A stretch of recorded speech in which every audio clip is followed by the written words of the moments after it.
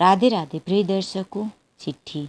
डाकिये ने दरवाजे पर दस्तक दी तो नन्हो सहुआइन ने दाल की बटलू पर यूं कलछी मारी जैसे सारा कसूर कलछी का ही है। हल्दी से रंगे हाथ में कलछी पकड़े हुए वे रसोई से बाहर आई और गुस्से के मारे जली भुनी दो का एक डग मारती ड्योढ़ी के पास पहुंची। कौन है रे? सहुआइन ने एक हाथ में कलछी पकड़े दूसरे से साकल उतारकर दरवाजे से झांका तो डाकियों को देखकर धक से पीछे हटी और पल्लू से हल्दी का दाग बचाते हुए एक हाथ का घूंघट खींचकर दरवाजे की आड़ में छिपकली की तरह सिमट गई। अपने की चिट्ठी कहाँ से आएगी? मुंशी जी, पता ठिकाना ठीक से उचार लो, भूल चूक हो गई होगी। वे धीरे से फुसफुसाई। पल्ले से केवल उनकी कनघुरिया दिख रही थी जो आशंका और घबराहट के कारण छिपकली की पूंछ की तरह ऐंठ रही थी। नहीं जी, कलकत्ता से किसी राम सुभग साहू ने भेजी है। पता ठिकाना में कोई गलती नहीं। रामसू? अधकही बात को एक घूंट में पीकर सहुआइन यूं देखने लगी जैसे पानी का धक्का लग गया हो। कनघुरिया का सिरा पल्ले में निश्चित कील की तरह अड़ गया। अपने की ही है मुंशी जी। मुंशी जी ने चिट्ठी आगे बढ़ाई। कनघुरिया फिर से हिली। पतंगे की तरह फड़फड़ाती चिट्ठी को पंजे में दबोच कर नन्हो सहुआइन पीछे हटी और दरवाजे को झटके से बेढ़ लिया। आंगन में कोने में पानी रखने के चबूतरे के पास खड़ी होकर चिट्ठी को पढ़ा। राम सुभग आ रहा है लिखा था। चिट्ठी में केवल 3 सतर की इबारत थी पूरी, पर नन्हो के लिए उसके एक एक अक्षर को उभारने में पहाड़ सा समय लग गया। जैसे चबूतरे के पास कलसी नीचे पानी गिरने से जमीन नम हो गई थी। जौ के बीज गिरे थे, जाने कब के, इकट्ठे एक में सटे हुए उजरे और अखूटे फूटे। नन्हो सहुआइन एकटक उन्हीं को देखती रही बड़ी देर तक। 5 साल बाद कुछ काम तो नहीं होता। लंबे लंबे 5 साल। पूरे 5 साल के बाद आ रहा है राम सुभग को। भौजी की याद आई है। 5 साल में उसने एक बार भी कुशल मंगल का हाल नहीं दिया। एक बार भी नहीं पूछा भौजी जीती है कि मर गई। जब अपना ही नहीं रहा हाल चाल लेने वाला तो दूसरा कौन पूछता है। नन्हो सहुआइन ने चारपाई के पास से माची रखी और खींची पास में बैठ गई। हल्दी से सनी उंगलियों के निशान कार्ड पर उभर आए थे जैसे वह किसी के शादी ब्याह का न्योता था। शादी ब्याह का ख्याल आते ही नन्हो सहुआइन की आंखें छलवे मछली सी छिलक उठी। जाने कितनी बार सोचा है उन्होंने अपनी शादी के बारे में। कई दफ़े सोचा इस दुखदाई बात को फिर कभी ना सोचूंगी। जो भाग में ना था वह उस पर पछतावा क्या। पर औरत क्या जो अपनी शादी पर ना सोचे, और ऐसी औरत जिसकी शादी उसकी ज़िंदगी का दस्तावेज बनकर आई हो, जिंदगी भर उसके गिरोह ही नहीं बनी। उसने तो नन्हो के समूचे जीवन को रेत भरी परती की तरह वीरान कर दिया। गांव की सभी औरतों की तरह नन्हो का भी ब्याह हुआ। उसकी भी शादी में वही हुआ जो सभी शादियों में होता है। बाजा गाजा, हल्दी सिंदूर, भोज उत्सव, हंसी रुलाई, सब कुछ वही। एक बात में अंतर था कि नन्हो की शादी उसके मायके में नहीं ससुराल में हुई। इस तरह की शादियां भी कोई नहीं नई है तो जिंदगी के इस महत्वपूर्ण मौके को भी उत्साह और इच्छा के बावजूद रंगीनियों से बांधने के उपकरण नहीं जुटा पाते। वे बारात चढ़ाकर नहीं डोला उतारकर शादी करते हैं।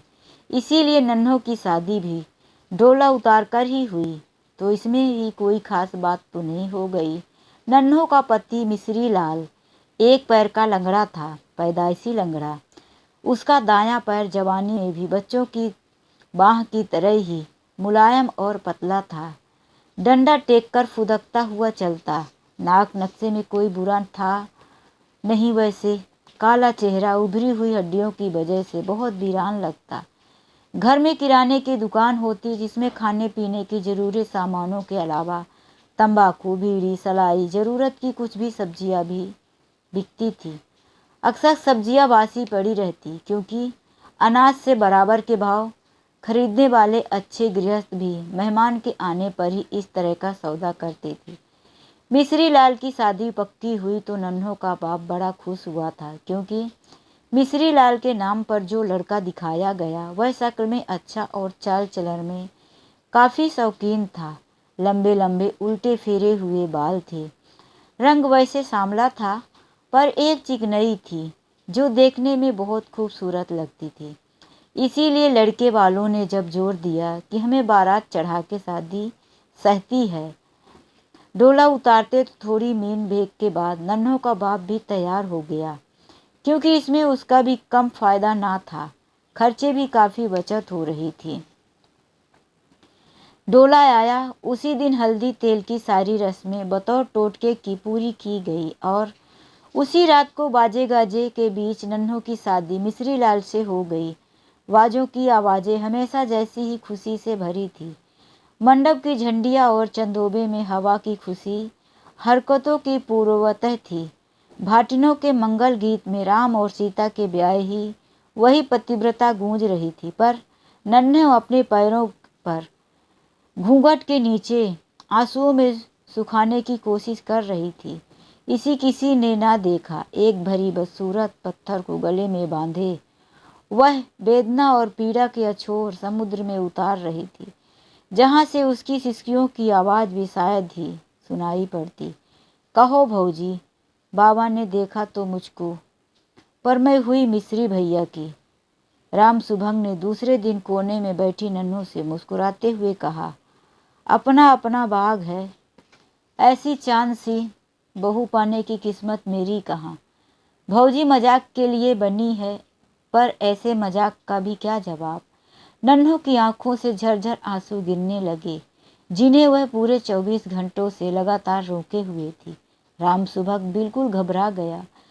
उसने दुखी करने के लिए ही चोट की थी, पर घायल सदा पंख समेटे शिकारी के चरणों में ही नहीं गिरता, कभी कभी खून की बूंदें भी गिरती है और पंछी तीर को सीने में समाये ही उड़ जाता है। ठीक कहा लाला तुमने, अपना अपना भाग ही तो है, नन्हों ने कहा और चुपचाप पलकों से आंसुओं की चट्टानों को ठेलने लगी।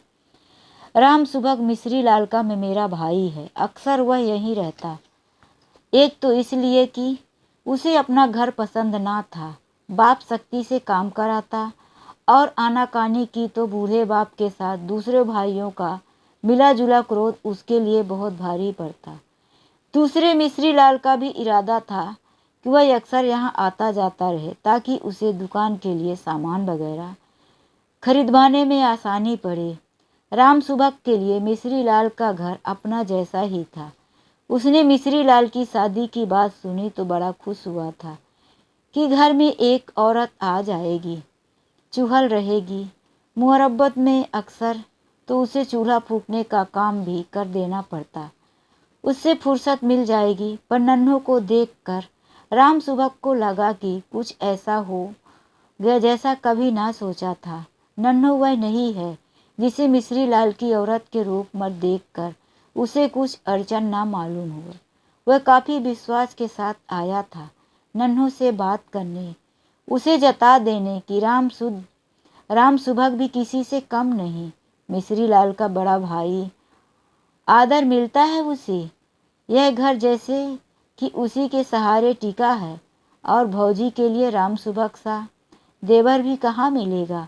और शादी के पहले तो नन्हों के बाप ने भी उसे ही देखा था, पर जाने क्या है नन्हों की उस झुकी हुई आंखों में कि राम सुभग सब भूल गया। चारपाई के नीचे बिछी रंगीन सुहानी चटाई पर पैरों को हाथ में लपेटे नन्हों बैठी थी गुड़ी मुड़ी। उसकी लंबी बरौनियाँ बारिश में भीगी तितलियों की पैरों की तरह नम और बिखरी थी।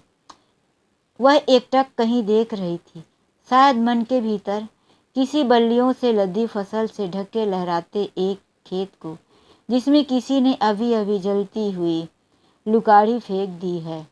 राम सुबह बड़ी देर तक वहीं चुप बैठा रहा। वह कभी आंगन में देखता था, कभी मुड़ेर पर। वह चाहता था कि चुप्पी को नन्हो ही तोड़े, वो कुछ कहे अपने मन से ही, जो कहना है, जो ठीक समझे, क्योंकि उसके कहने से शायद बात कुछ ठीक ना बने। पर नन्हो तो कुछ बोलती ही नहीं। ब्याह के दूसरे दिन रस्म रिवाज पूरे हो गए थे। कमारी डाले में अक्षत सिंदूर लेकर गांव की तमाम सतियों के चौरे पूज आई थी और सबसे मिश्री लाल की मृत माँ की ओर से वर वधू के लिए आशीर्वाद मांग आई थी। रात भर गाने से थकी हुई भाटी ने अपने मोटे और भोड़े स्वरों में अब भी राम और सीता की जोड़ी की आशीषें गा रही थी। कुछ बचे खुचे लोग एक तरफ बैठे खा रहे थे। पूर्वे पत्थर इधर उधर बिखरे पड़े थे। अच्छा भौजी, राम सुबह मौन को और ना झेल सका। चुपचाप उठा और आंगन में चला गया। क्यों बबुआ, भौजी पसंद आई? एक मंचली भाटिन ने मोटी आवाज में पूछा। हाँ हाँ, बहुत। राम सुबह इस प्रश्न की चुभन को भांप गया। उसने मुस्कुराने की कोशिश की, पर गर्दन ऊपर ना उठ सकी। वह चुपचाप सिर झुकाए दालान में जाकर मिश्री लाल के पास चारपाई पर बैठ गया। उस समय मिश्री लाल दो एक नाते रिश्तेदारों को लोगों से बातें कर रहा था। पीले रंग की धोती उसके काले शरीर पर काफ़ी फब रही थी, पर उसके चेहरे की वीरानी में कोई अंतर ना था। उसके चेहरे पर ऐसे लग रही थी जैसे किसी ने मुर्चीली पिचकी हुई डिबिया में कपूर रख दिया हो। उसके दाहिने हाथ का कंगन एक मरे हुए मकड़े की तरह फूल रहा था। जाने क्यों आज राम सुबह को मिश्री लाल बहुत बदसूरत लग रहा था। शादी के कपड़ों में कोई ऐसा भद्दा लगता है, यह राम सुबह ने पहली बार देखा।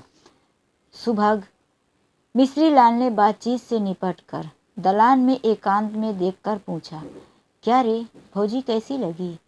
सच कहना, अपनों से क्या दुराव गया था ना? कुछ कह रही थी? नहीं तो, राम सुबह ने कहा। काफी हंसमुख है। वैसे मायके छूटने पर तो सभी दुल्हनें थोड़ी उदास रहती हैं।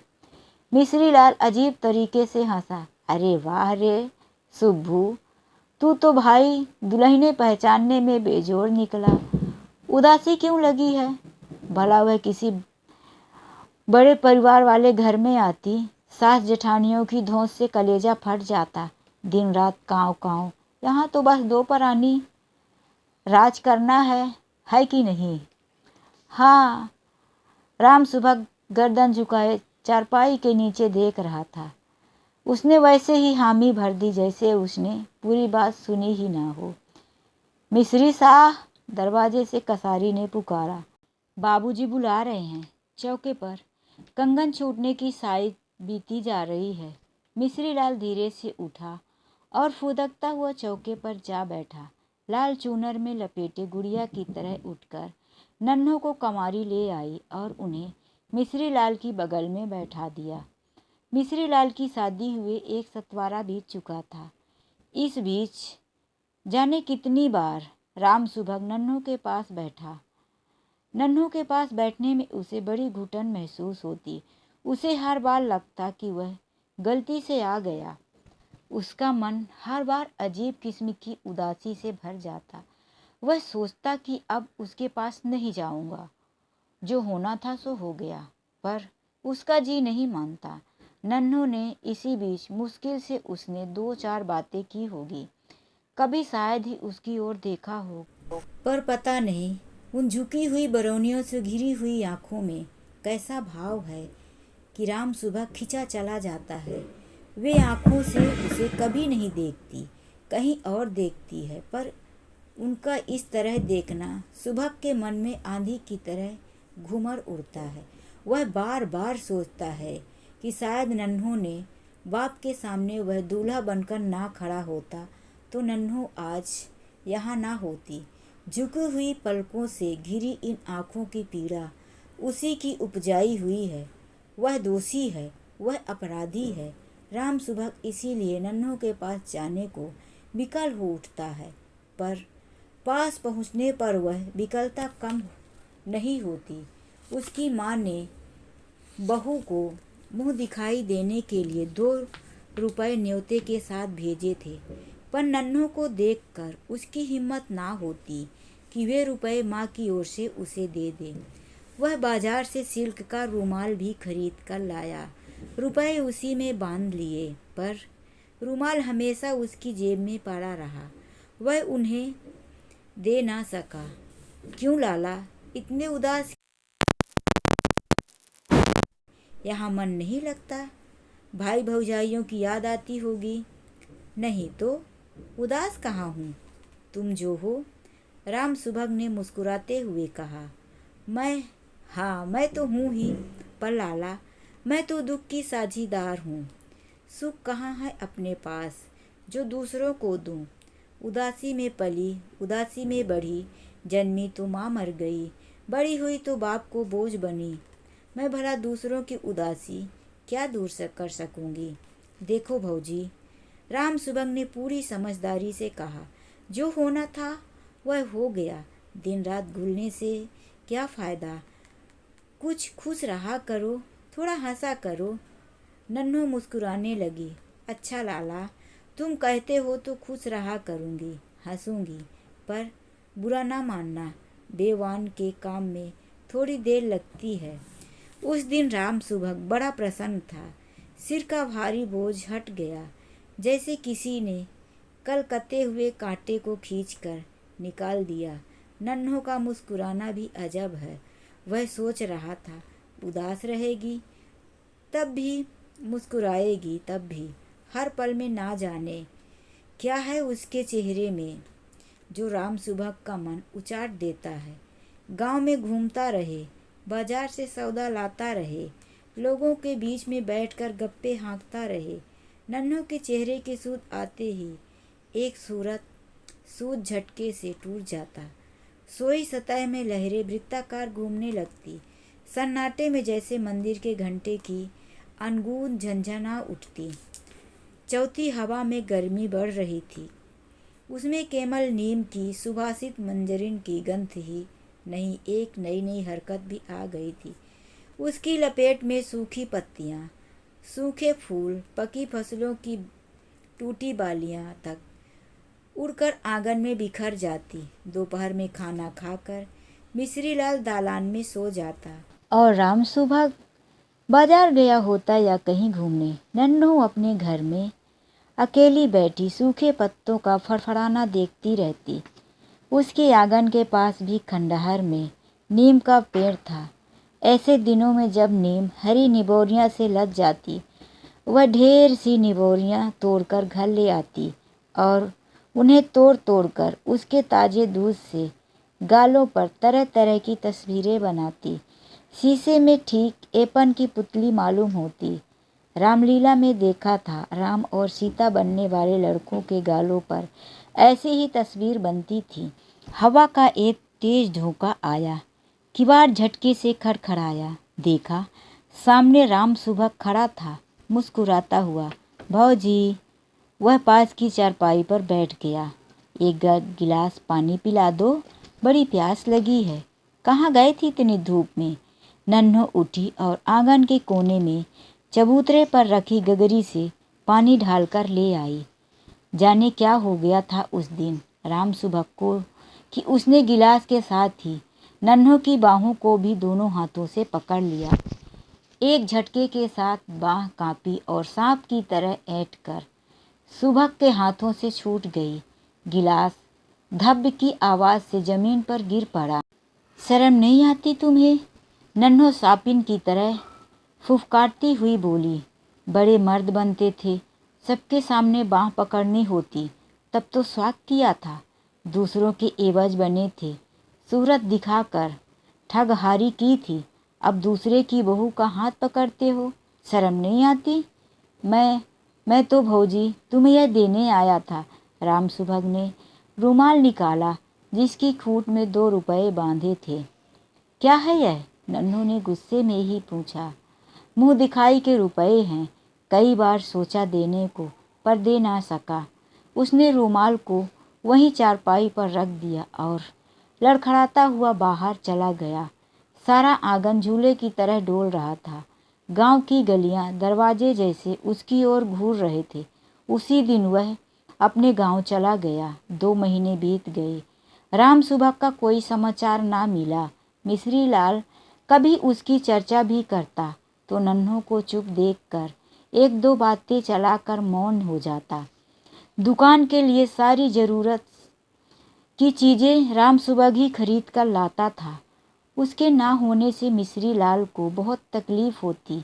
किसी लद्दू टट्टू या बैल वाले से सामान तो वह मंगवा लेता, पर चीज़ मन माफिक नहीं मिलती और उनके साथ बाजार जाकर चीज़ें खरीदने में उसे काफ़ी दिक्कत होती। दोपहर के वक्त जब सूरज सिर पर तपता होता, लू में ठंडे के सहारे टेकता, पसीने से लथपथ किसी तरह वह घर पहुंचा। इस तरह की आवाजाही में एक दिन उसे लू लग गई और वह बिस्तर पर गिर पड़ा। नन्हों ने आम के पन्ने पिलाए, हाथों और पैरों में भुने आम की लुगदी भी लगाई, पर ताप कम न हुआ। पीड़ा के मारे वह छटपटाता रहा। नन्हों घर से निकलती ना थी। किसी से मदद मांगना भी मुश्किल था।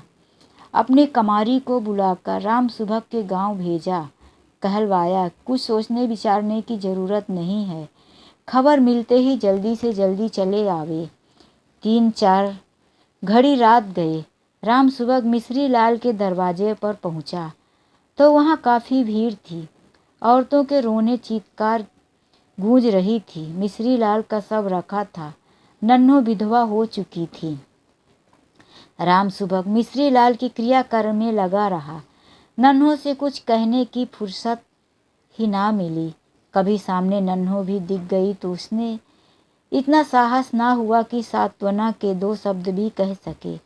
कांच की चूड़ियां भी किस्मत का अजीब खेल खेला करती हैं।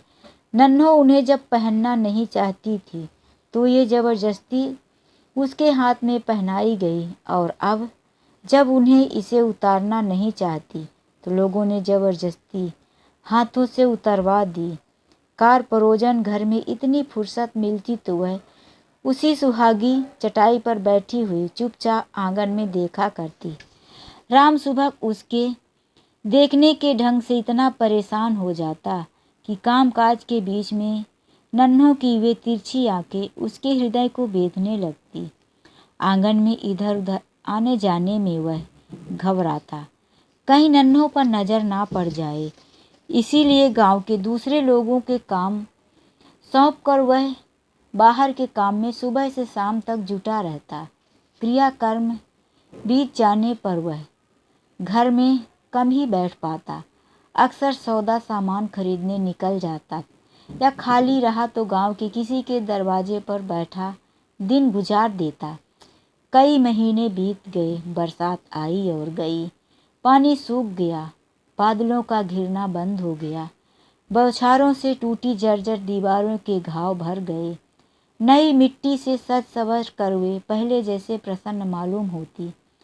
ऐसा लगता जैसे इन पर कभी बौछार की चोट पड़ी ही ना हो, कभी इनके तन पर ठेस लगी ही ना हो। उस दिन चमटोली की गादी थी। कार्तिक की पूनों को हमेशा यह गादी लगती।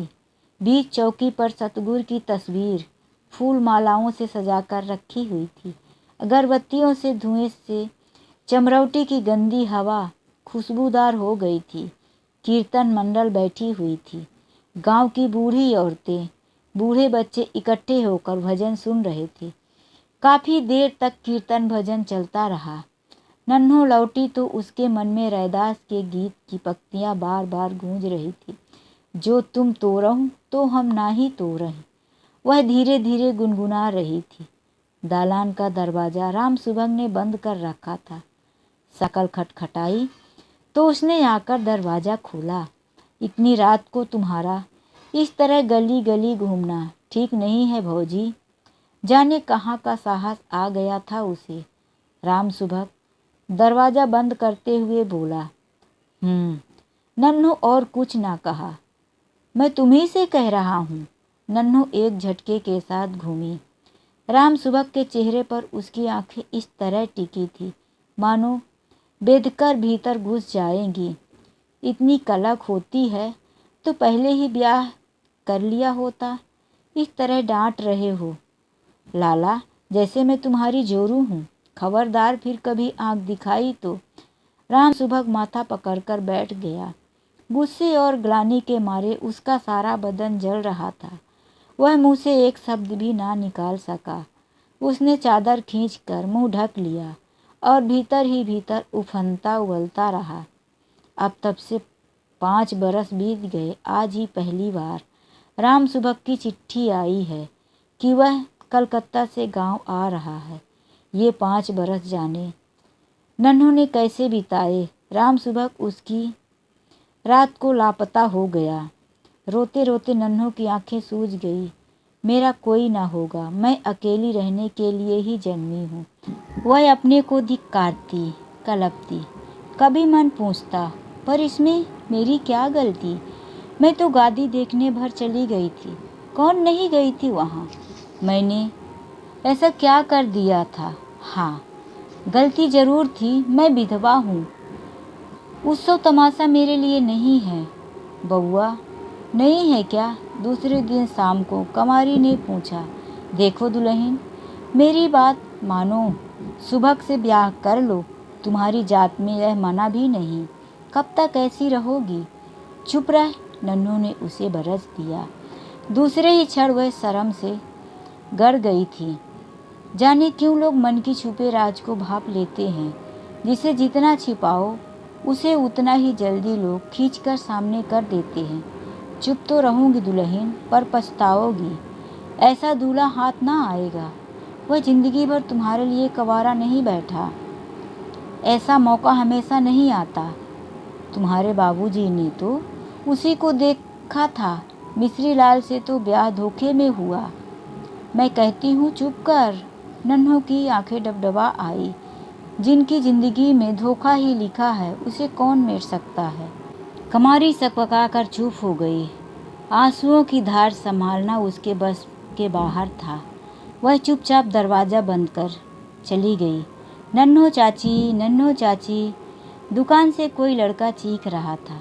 नन्हो माची पर से उठी और दुकान की ओर लपक कर चली। क्या है रे, क्यों चीख रहा है ऐसे। ये देखो, किसना बेर लेकर भाग रहा है। जन्नों ने हलकते हुए कहा। वह ललकाई आंखों से लाल लाल बेरों से भरी टोकरी की ओर देख रहा था। अच्छा भाग रहा है तो भागने दे। तू भी ले और भाग यहाँ से। हल्ला मत मचाओ यहाँ। लड़के जेबों में बेर भरे खिलखिलाते हुए बाहर चले गए। नन्हों ने दरवाज़ा बंद कर लिया और रसोई में चली गई। कलकत्ता की गाड़ी शाम 7 बजे करीब आती थी।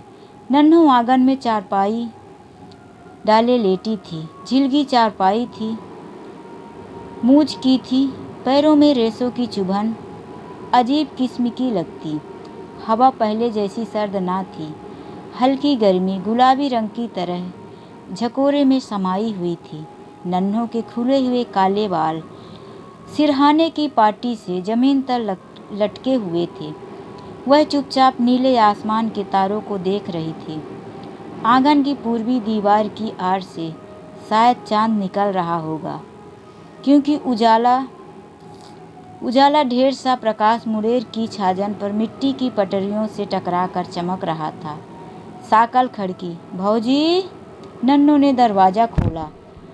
सुभग था सामने। अंधेरे में उसे देखती रही। आओ आओ। पंखुड़ियों के चिटकने जैसे आवाज़ सन्नाटे में उभर कर खो गई।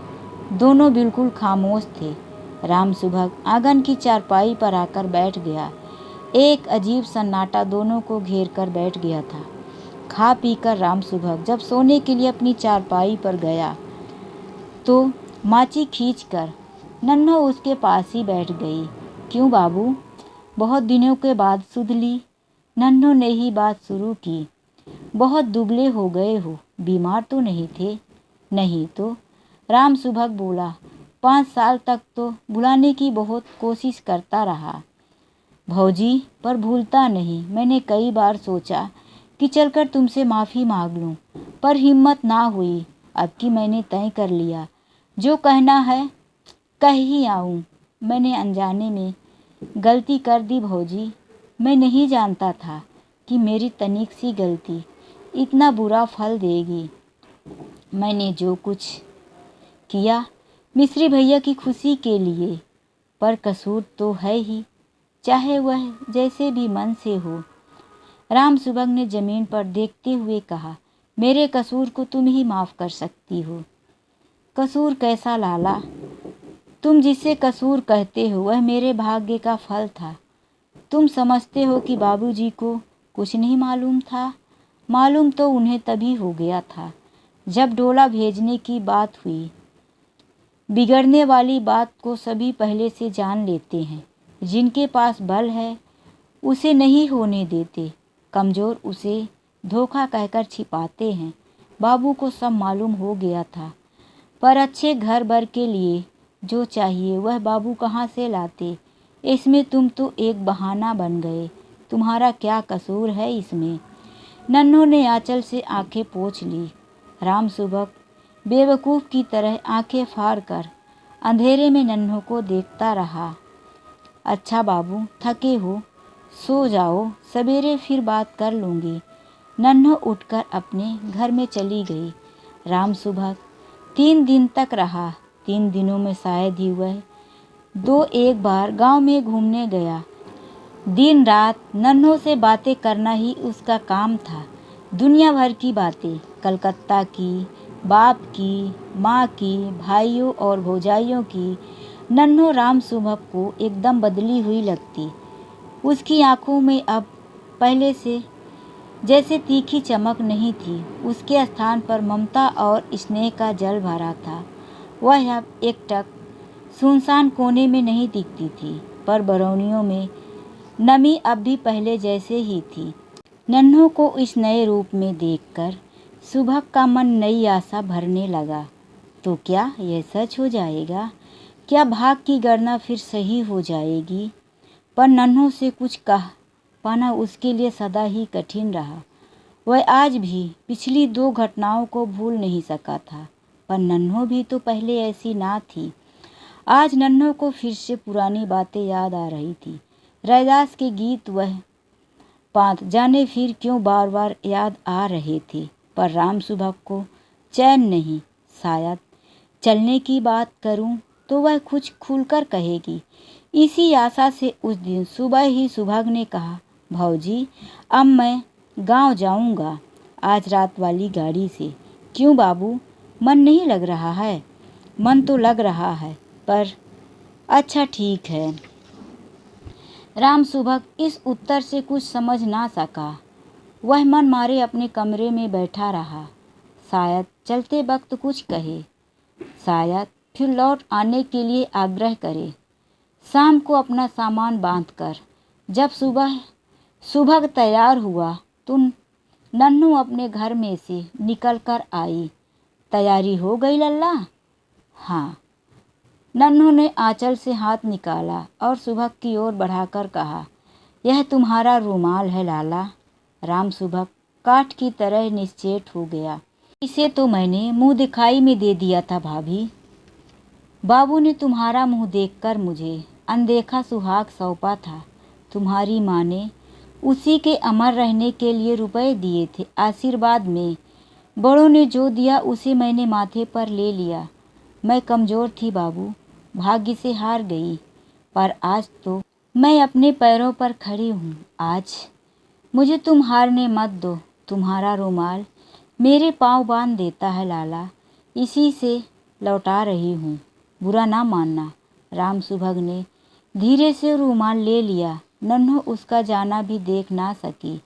आंखें जल में तैर रही थी। दिए की लौ टमटमाती सी फूल की तरह कई फाकों में बट गई। नन्हों ने किवाड़ा तो बंद कर लिया, पर साकर चढ़ा ना सकी। दोस्तों, यदि आप लोगों ने कहानी यहाँ तक सुन ली है तो बेशक ये कहानी बहुत बड़ी दर्दनाक कहानी है। तो चलिए मिलते हैं एक ऐसी ही नई कहानी के साथ। आज के लिए बस इतना ही। राधे राधे, जय श्री कृष्णा।